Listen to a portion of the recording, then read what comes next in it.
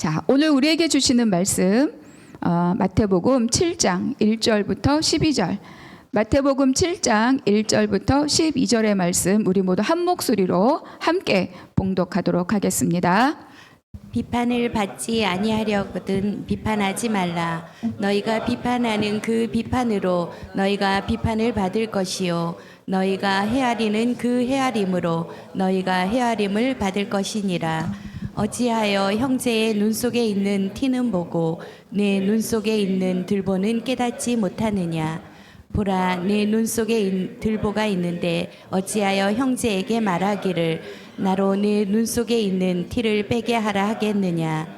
외식하는 자여, 먼저 내 눈 속에서 들보를 빼어라. 그 후에야 밝히 보고 형제의 눈 속에서 티를 빼리라.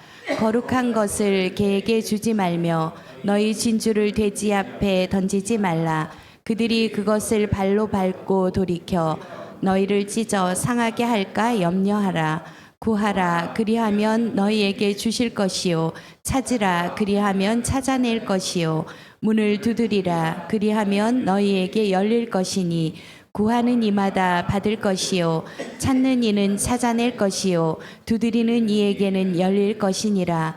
너희 중에 누가 아들이 떡을 달라 하는데 돌을 주며 생선을 달라 하는데 뱀을 줄 사람이 있겠느냐. 너희가 악한 자라도 좋은 것으로 자식에게 줄 알거든 하물며 하늘에 계신 너희 아버지께서 구하는 자에게 좋은 것으로 주시지 않겠느냐. 그러므로 무엇이든지 남에게 대접을 받고자 하는 대로 너희도 남을 대접하라. 이것이 율법이요 선지자니라. 아멘. 우리 지금 계속해서 마태복음을 살펴보고 있고 특별히 마태복음의 산상순 5장부터 7장까지를 하나님 나라의 새 질서라는 제목 아래 지금 6번째 시간을 지금 나누려고 합니다. 그래서 5장, 6장, 7장 이렇게 이제 세 개의 장을 산상순 또 우리는 하나님 나라의 새 질서 이렇게 제목을 정하고 있는데 5장부터 7장까지 큰 줄기들을 한번 살펴보겠습니다. 자, 5장의 내용은 뭐냐? 하나님 나라의 백성이 누구인가? 하나님 나라의 백성의 자격을 이야기해 주고 있습니다. 누가 하나님 나라의 백성인가? 바로 복 있는 자들이 하나님 나라의 백성이라고 말합니다.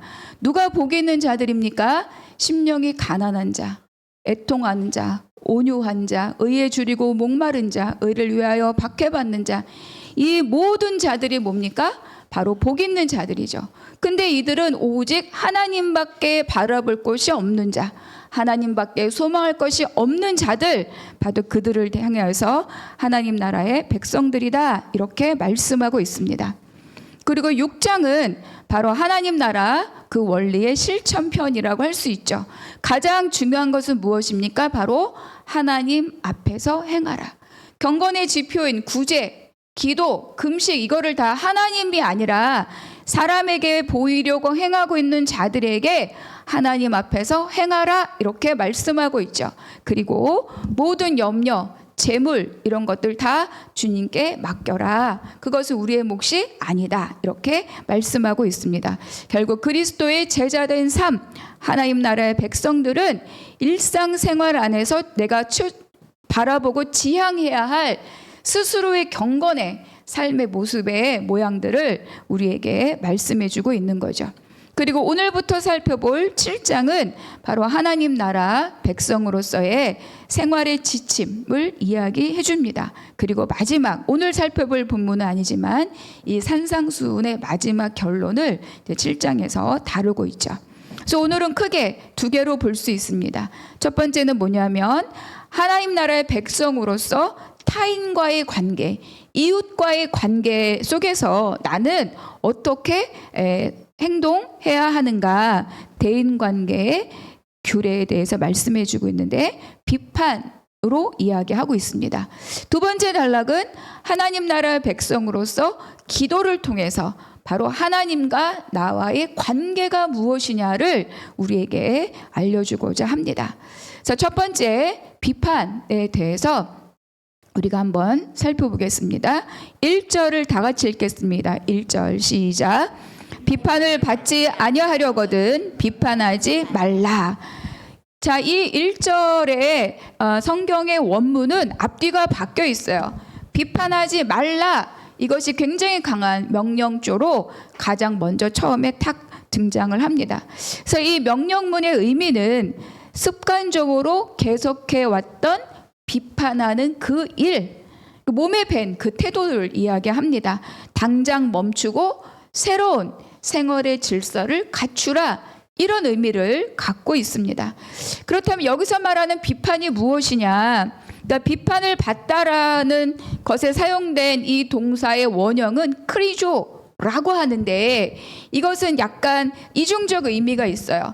험담하다, 헐뜯다, 사적인 정죄라는 의미도 갖고 있으면서 동시에 판결하다, 언도하다 이런 사법적인 언어도 의미로도 사용되는 단어입니다. 그래서 다른 복음서나 서신서에서 보면 똑같은 단어가 심판, 판단, 재판 이렇게도 많이 사용되었어요.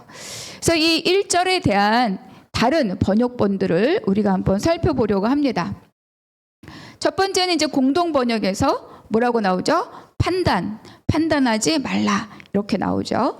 그리고 우리 흔히 이제 잘 사용하는 NIV에서는 do not judge라고 번역되어 있죠. CV는 영어 버전으로 가장 최근에 번역된 성경 번역본이기도 한데 거기는 condemn, 조금 더 명료하게 단순하게 판단이 아니라 비난 또는 뭐죠? 미워하다 뭐 이렇게도 번역되는 단어를 사용을 하였습니다.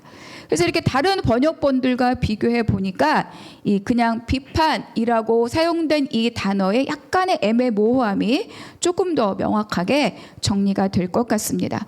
결국 이 본문에서 말하는 비판이라고 하는 것은 객관적인 근거를 가지고 유익하고 지혜로운 분별함의 의미가 아니라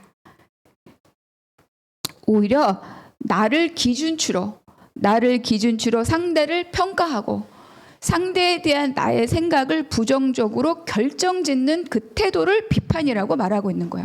그러니까 내가 내 기준으로 사람을 딱 보고 이만큼 또는 이만큼 이렇게 내 마음으로 결정짓는 그런 태도를 말해주는 거죠.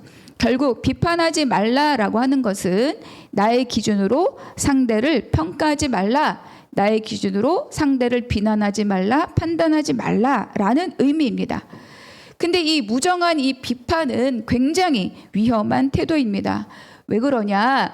오직 공의로 심판하시는 분은 하나님 한 분밖에 없죠.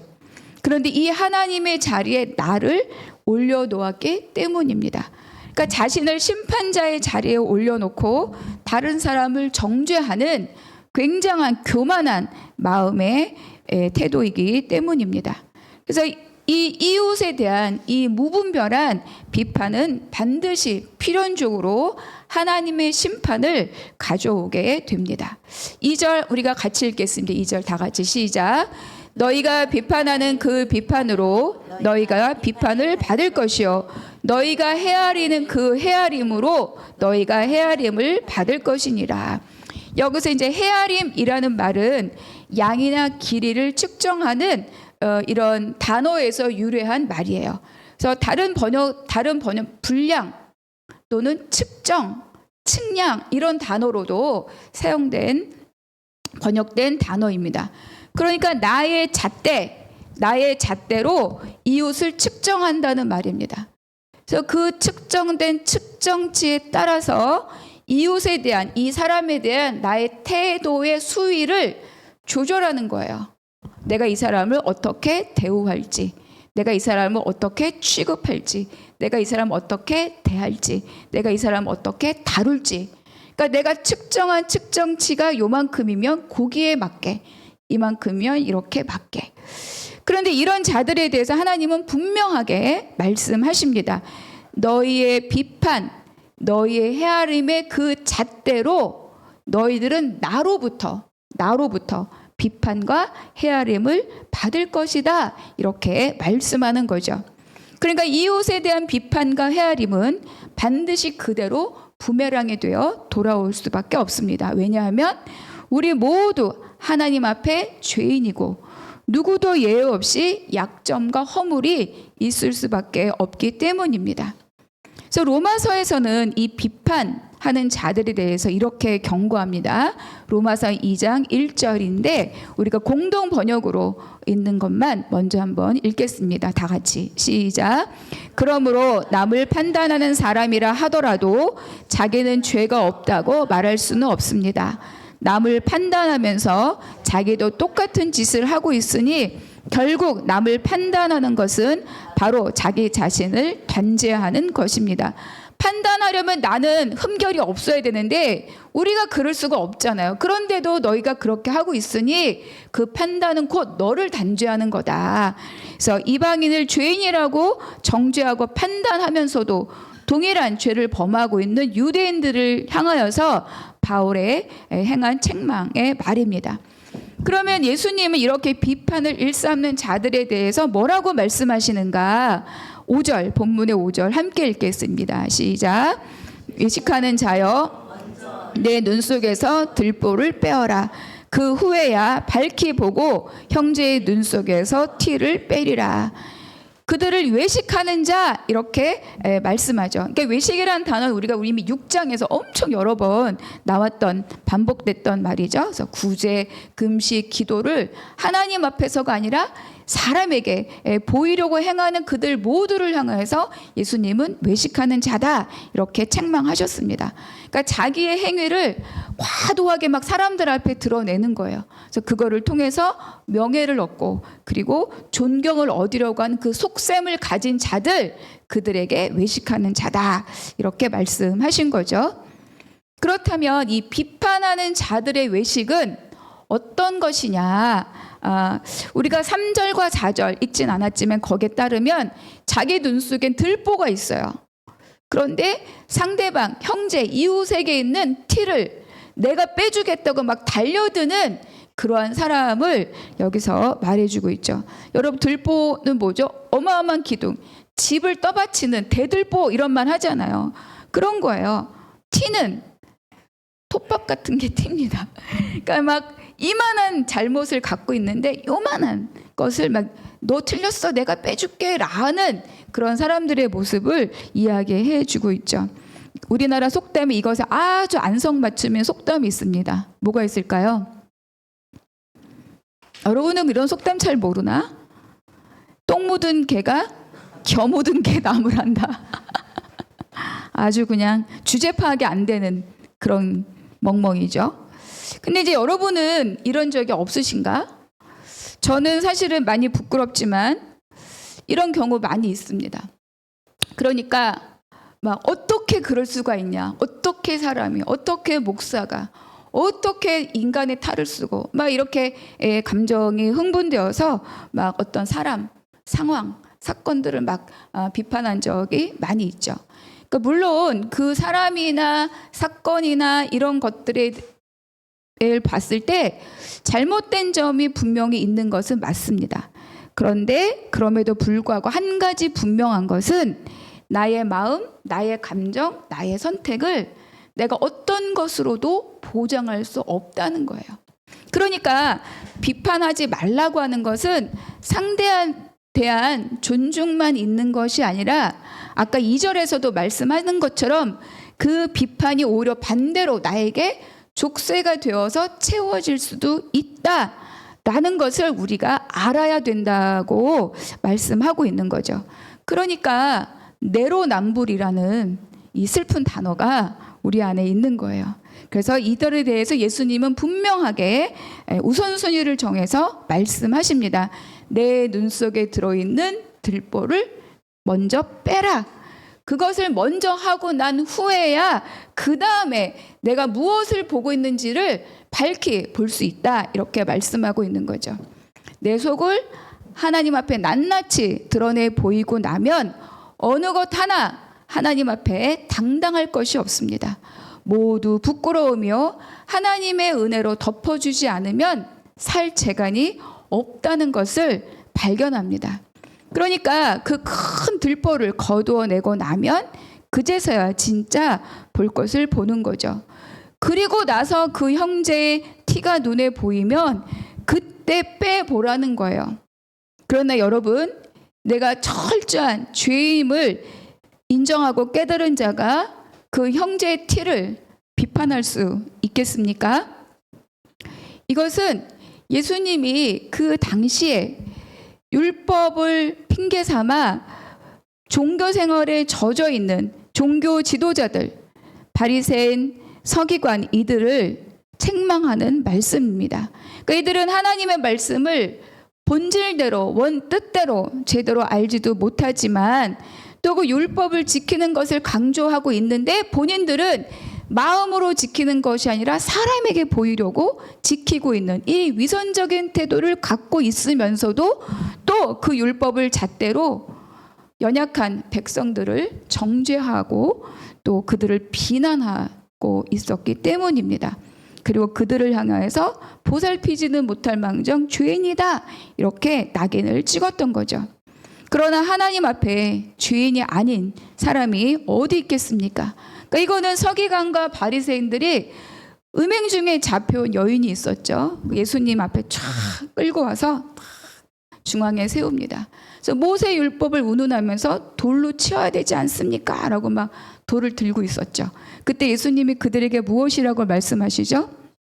그렇죠. 너희 중에 죄 없는 자가 먼저 돌로 치라.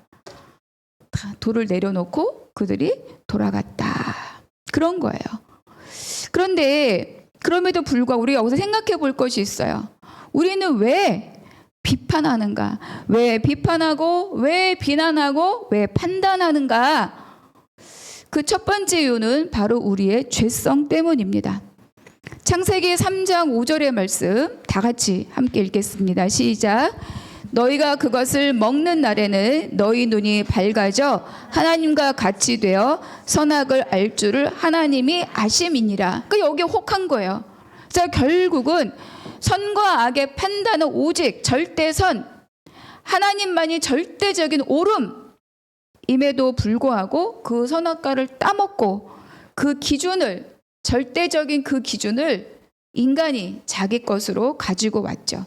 그러나 나만 가지고 왔습니까? 나도 가지고 오고 그도 가져오고 그녀도 가지고 오고 다 가지고 온 거예요. 그러니까 결국 무엇이냐? 나뿐 아니라 누구나 다 자기 나름의 기준들이 다 세워진 거죠. 그래서 자기의 소견대로의 기준이 생긴 거예요. 그러니까 이 서로 다른 기준들은 충돌하게 되고 서로가 서로를 비판할 수밖에 없는 비판의 원인이 되고 말았습니다. 근데 제가 이제 어제 비난이란 단어를 조금 더 사전적으로 정의해 보려고 막 이렇게 찾아보다가 사전적인 정의보다 더 적나라하게 정리해 놓은 한 문장이 있더라고요. 제가 한번 읽어 드릴게요. 자신의 도덕적 기준을 잣대로 삼아 대상에 대한 못마땅함을 표출하는 거를 비난이라고 한답니다. 그러니까 내가 막 내 기준에 삼아서 이렇게 막 나쁘게 말하고 이 정도가 아니라 나의 못마땅해. 이럴 때 긴 바지 입어야지 무슨 반바지야. 이럴 때 이래야지 왜 저러는 거야. 나를 기준으로 그냥 그대로 보아주는 게 아니라 나의 못마땅함. 마음에 막 거슬리고 불편하고 막 짜증나고 이 못마땅함을 드러내는 것을 뭐라고 한다? 비난이라고 한다. 이 못마땅함이라는 게 엄청 저한테 부닥쳤어요. 자기 기준 많은 사람은 못마땅함도 많습니다. 자, 두 번째 이유는 뭐냐? 사랑이 없다입니다. 자, 우리가 고린도전서 13장 사랑장이라고 하죠. 1, 2, 3절 중에 노란 글씨만 읽어볼게요. 시작. 천사의 말을 할지라도 사랑이 없으면, 산을 옮길 만한 믿음이 있을지라도 사랑이 없으면, 내 몸을 불사르게 내줄지라도 사랑이 없으면 뭐라고 나와 있습니까? 아무 유익이 없다. 나를 막 불쏘시개로 던져 넣어도 사랑이 없으면 아무 유익이 없다. 사랑 없는 비판은 무익하다. 사람도 망가지고 상처받을 뿐입니다. 그러니까 우리가 부모와 자녀의 관계, 부부의 관계, 형제들의 관계, 이런 관계에서 우리가 사랑하라는 이름으로 행해지는 많은 것들이 있죠. 그런데 그게 정말 사랑이었냐라는 거는 사랑했다라고 말하는 사람이 아니라 그 대상의 마음을 들어보면 알 수 있어요. 그러니까 사랑을 빙자한 자기 만족, 그거를 위해서 내가 잣대를 계속 대는 거죠. 잣대로 측량해서 넘친다, 부족하다, 남는다, 비었다 이렇게 판단함으로 계속 못마땅함을 드러낸다면 그것은 사랑이 아니라는 겁니다. 그러니까 사랑은 물에 행하지 않는다 그랬어요. 그러니까 사랑은 물에 행하지 않고 존중함이 있기 때문에 그 권면을 받은 사람에게 모욕감이나 수치감이 자리 잡지 않아요.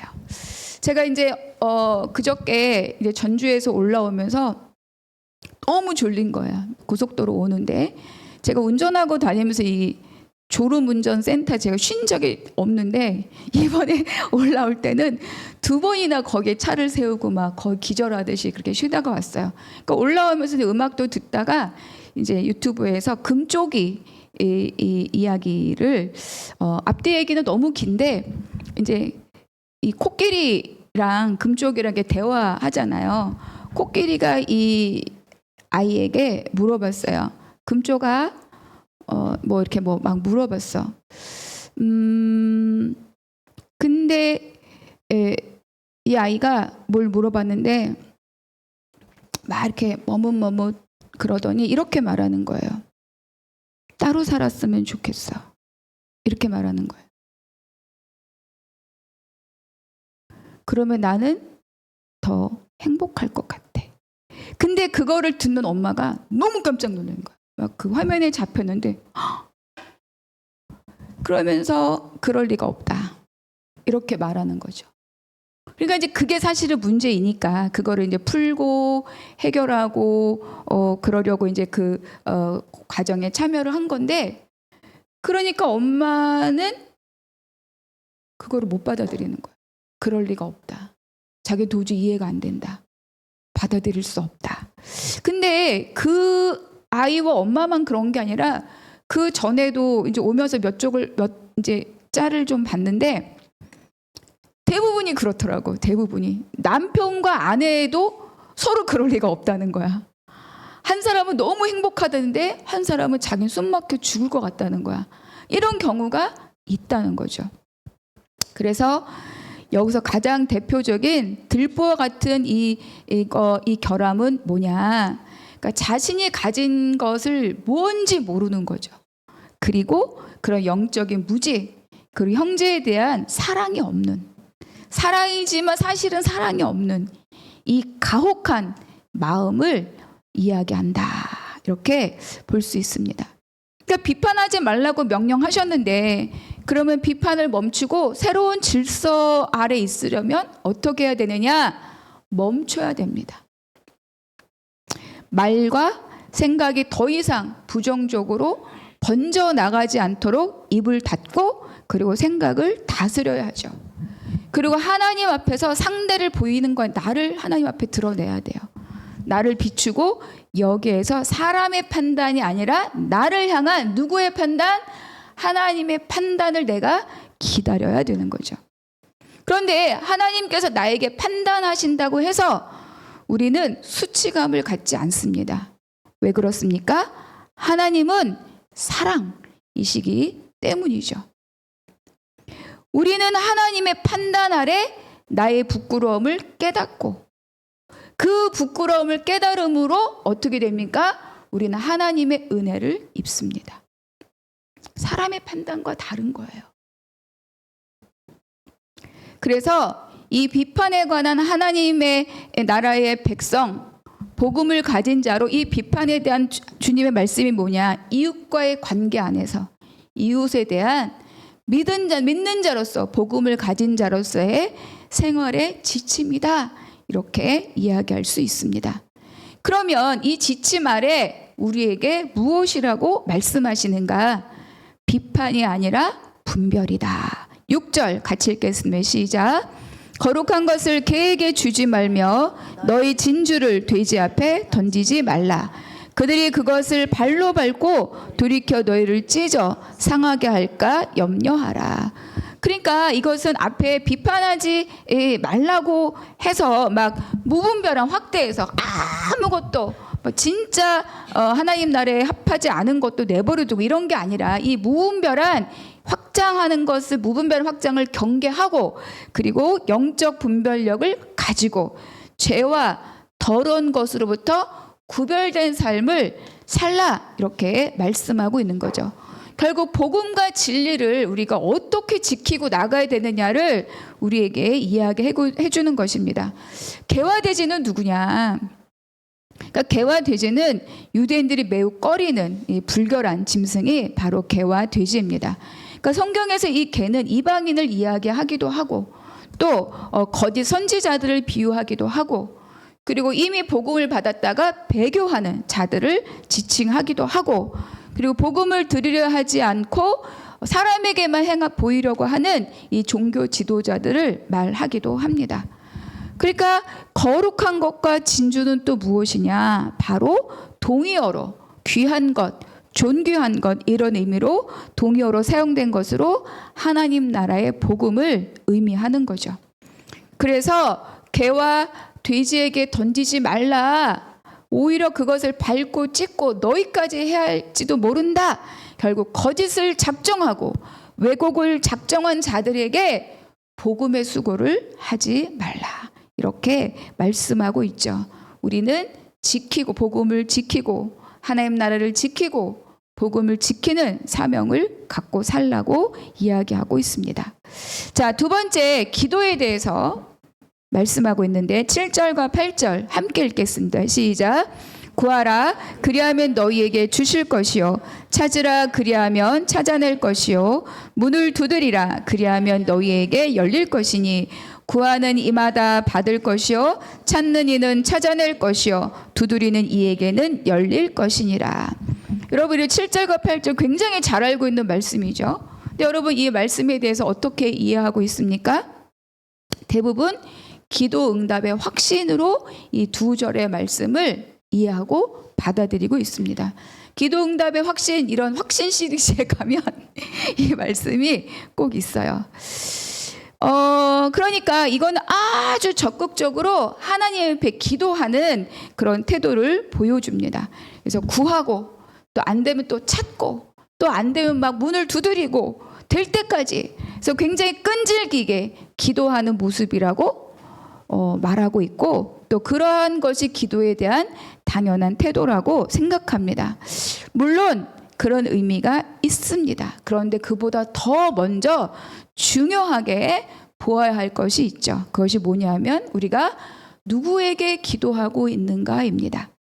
그러니까 이 기도를 누구에게 하고 있느냐.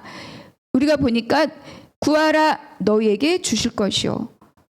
너에게 열릴 것이. 그러니까 누가 주고 누가 열린다는 주체어 주어가 없어요. 이런 경우는 대부분 그 행동의 주체가 하나님이십니다. 그러니까 너에게 주고 너에게 열어주는 건 누가 한다? 모두 하나님이 이렇게 하신다는 거예요. 그러니까 우리가 누구에게 기도하느냐? 하나님께 기도하고 있다는 거죠. 그러니까 근데 우리가 이 기도를 가만히 좀 생각해 보면 끈질기게 구하는 그 모든 것들을 하나님 앞에 구하는 대로 다 받으셨습니까? 요거 살짝 이제 움찔하죠. 그러니까 우리가 이렇게 했어요. 물론 우린 잘 알아요. 뭘 아냐? 아버지 뜻에 맞는 기도이어야 응답받는다. 또 거절도 응답이다. 또 기다리라고 하는 것도 응답이다. 알아요. 그런데도 불구하고 여기서 살짝 미진한 마음이 우리 안에 있다는 거예요. 저만 있습니까? 마치 아니라는 듯이. 뭐냐? 도대체 어떤 뜻에 맞아야 되는 거지? 그러니까 그 뜻을 구하는 것이 또 숙제처럼 내 안에 남아 있다는 거예요. 내가 기도하고 있는데 뜻이 아닌가? 이런 생각을 하죠. 그래서 우리가 또 두 번째로 생각해 보아야 하는 것이 있습니다. 하나님은 나에게 누구인가입니다. 9절과 10절 읽겠습니다. 시작. 너희 중에 누가 아들이 떡을 달라 하는데 돌을 주며 생선을 달라 하는데 뱀을 줄 사람이 있겠느냐. 그러니까 9절과 10절에 의하면 어떤 부모도 누구도 자녀들의 요구에 속임수를 쓰거나 자녀들의 요구에 자녀를 해칠 것들을 줄 리가 없다라고 말하는 거죠. 11절 읽겠습니다. 다 같이 시작. 너희가 악한 자라도 좋은 것으로 자식에게 줄 알거든 하물며 하늘에 계신 너희 아버지께서 구하는 자에게 좋은 것으로 주시지 않겠느냐. 그러니까 악한 자, 본성적으로 죄성을 타고난 악한 자와 하늘에 계신 너희 아버지 이렇게 대조해서 우리에게 보여주는 거죠. 그러니까 악한 너희도 자녀들에게 좋은 것으로 줄 아는데 하물며 하늘에 계신 너희 아버지는 더 말할 것도 없지 않느냐라고 반문하면서 하나님의 선하심을 강조하고 있는 거죠. 근데 여기서 하나님을 뭐라고 표현하고 있습니까? 하늘에 계신 너희 아버지 이렇게 말씀하고 있는 거예요. 그러니까 이 개념을 다시 한번 우리에게 말씀해 주죠. 하나님이 우리 아버지라는 거예요. 근데 우리가 한 2주 전에 그 6장의 마지막 말미를 우리가 재물과 염려라는 주제로 말씀을 다룰 때 그때도 가장 중요한 핵심이 무엇이었습니까? 하늘에 계신 우리 아버지라는 거죠. 그분은 우리의 필요를 다 아시고 그분은 우리의 공급자이시고 그분은 우리의 보호자이시기 때문에 뭐예요? 염려를 멈춰라 이렇게 이야기했습니다. 기억나십니까? 그러니까 오늘 기도에 대한 말씀의 핵심도 바로 이거예요. 끈질기게 기도하며 응답받는다가 먼저가 아니라는 거예요. 그 이전에 그보다 더 중요한 것은 그분이 나에게 누구인가라고 하는 거죠. 그분이 하늘에 계신 우리 아버지이시고 그분이 나의 공급자이시고 그분이 나의 보호자이시기 때문에 우리가 끈질기게 기도할 수 있고 기도할 자격이 있다. 이것을 우리에게 말씀해 주고 있는 거예요. 우리가 남의 집 대문에 가서 끈질기게 문을 두드리면서 달라고 한다면 어떻게 되겠습니까? 그러니까 이거는 끈질김의 문제가 아니라 뭐예요? 관계의 문제라는 거예요. 그분이 내 아버지시고 나를 너무 잘 아시고 나의 모든 것의 공급자이고 이 관계가 내 안에 명확할 때 구하고 찾고 두드려도 당장 응답이 없어도 다른 것을 주셔도 충분히 우리는 신뢰하고 그것을 받고 감사할 수 있다. 내가 무언가 엄마 먹을 것 주세요. 막 배고파요. 나는 단 게 먹고 싶었어. 그런데 엄마가 단 게 아니라 바나나와 우유를 줬어. 그럼 엄마가 의심되나요? 자녀와의 관계에서는 이거 먹자 그럼. 이게 나한테 필요한가 보다. 먹고 엄마 또 배고파요. 떡을 줬네? 나는 케이크 먹고 싶은데? 그러면 아빠가 의심되나요? 그렇지 않죠.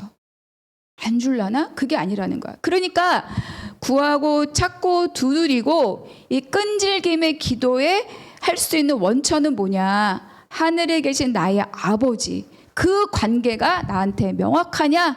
그러면은 지금 아니어도 웨이팅이어도 놓여도 그 모양이 아니어도 우리가 흔들릴 이유가 없고 지금 그거 받고 또 기도한다는 거야. 지금 또 그거 받고 또 기도한다는 거지. 그리고 그거 지금 받고 또 기도한다는 거야. 왜? 나는 자녀이니까. 그래서 무엇을 주셔도 만족스럽고 또 가서 또 구하고 또 찾고 또 두드릴 수 있다. 왜? 그분은 나의 아버지이시기 때문에.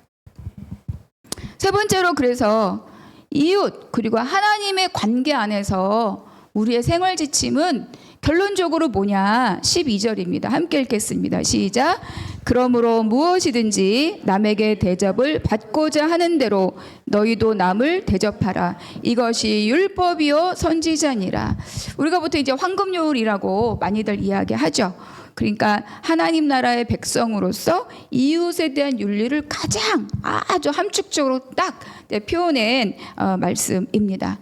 그러니까 이 한 구절을 그냥 11절에서 끝나고 새롭게 한 절을 어떤 규범으로 준 것이다라고 보기도 하는데, 근데 이 구절은 또 가깝게는 비판과 기도에 대한 결론의 말씀이라고 보기도 합니다. 또 넓게는 산상수훈을 시작하면서 실천적인 규범을 이야기해주고 있는 5장 17절부터 바로 앞절 7장 11절까지의 모든 내용을 포괄하는 것으로 보기도 하죠.